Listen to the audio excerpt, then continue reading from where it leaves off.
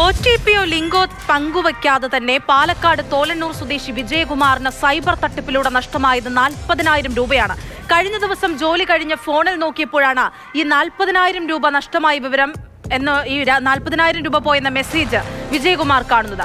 UPI pin number മാറ്റാതെ നടന്ന വിനിമയമാണ്. വിഷയത്തിൽ സൈബർ പോലീസ് അന്വേഷണം തുടങ്ങിയിട്ടുണ്ട്.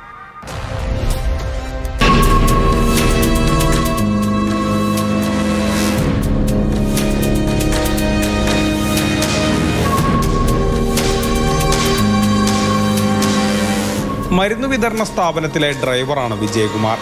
കഴിഞ്ഞ ദിവസം ജോലി കഴിഞ്ഞ് മൊബൈൽ നോക്കിയപ്പോഴാണ് 40,000 രൂപ അക്കൗണ്ടിൽ നിന്നും പോയ മെസ്സേജ് വിജയകുമാർ കാണുന്നത്. പെട്ടെന്ന് സംഭവം പിടികിട്ടിയില്ല.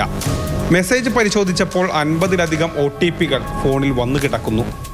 OTP നമ്പർ ആർക്കും പറഞ്ഞു കൊടുത്തിട്ടില്ല. ഒരു ലിങ്കും ഓപ്പണാക്കി നോക്കിയിട്ടുമില്ല. എന്നിട്ടും ബാങ്കിൽ വിജയകുമാറിന്റെ പേരിലുള്ള 40,000 രൂപ സൈബർ തട്ടിപ്പുകാരുടെ പക്കലെത്തി. 4 മണി 4 മിനിറ്റിൽ ഒരു message, you are successfully BMAP Janata Sahakari Bank Pune എന്നുള്ള ഇതിലേക്കൊരു മെസ്സേജ് കിടക്കുന്നുണ്ട്.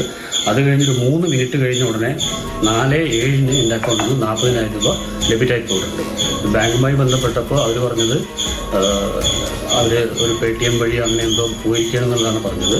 അവരുടെ കസ്റ്റമർ കെയറിൽ വിളിച്ച് നമ്മൾ UPI ബ്ലോക്ക് ചെയ്തു.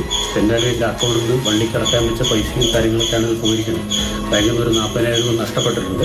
UPI പിൻ നമ്പർ മാറ്റാതെയാണ് വിനിമയം നടന്നത്. ഏതെങ്കിലും തട്ടിപ്പ് ആപ്ലിക്കേഷനുകളിലൂടെ വിവരം ശേഖരിച്ച് പണം തട്ടിയതാകാനുള്ള സാധ്യതയും തള്ളിക്കളയാനാകില്ല. വിഷയത്തിൽ സൈബർ പോലീസ് അന്വേഷണം ആരംഭിച്ചു.